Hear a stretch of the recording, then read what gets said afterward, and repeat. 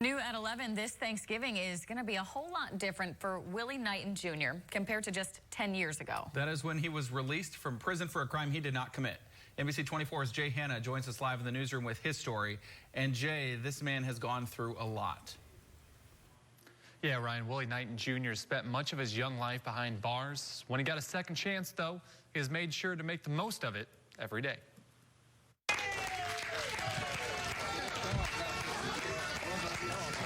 It was a day the Knighten family was not expecting until much later. November 24th, 2009 was the day Willie Knighten Jr. was released from prison 11 days shy of 13 years after he was put behind bars.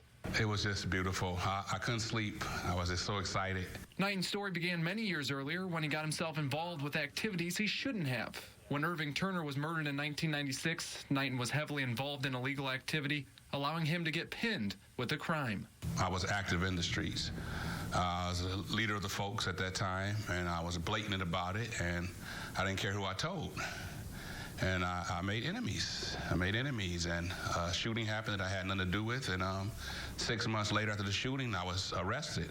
He was sentenced to 15 years to life. It took him a couple years while incarcerated, but Knighten decided it was time to turn his life around, deciding he could possibly spend the rest of his life in prison. But in 2009, before he died, Judge William Scow wrote to the Ohio Parole Board. He said he wrongly convicted Knighten.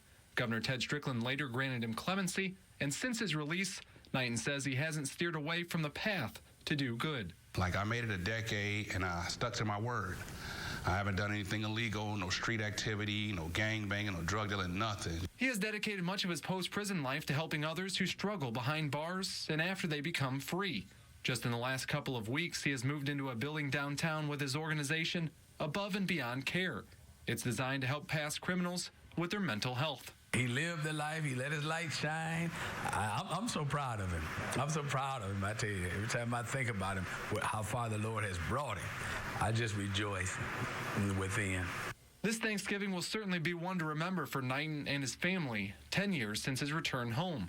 However, it will be the second one without his sister, Sadari, shot and killed while delivering pizzas in June 2018. Willie believes her bright spirit can still help the community, something he's been trying to do for the last 10 years. There's so much that we found out about her that we didn't know from other people, you know. So we wondered where all the food was going from my parents. She was giving it away. They wake up, food gone. We know we didn't eat this. And Sadari done made throwaways and fed 4 or 5 people down the street. That's just what she did. She was a giver. So you might be wondering what's next for Knighten. Well, he was contacted by Governor DeWine's office, and a full pardon of the 1996 incident is being reviewed.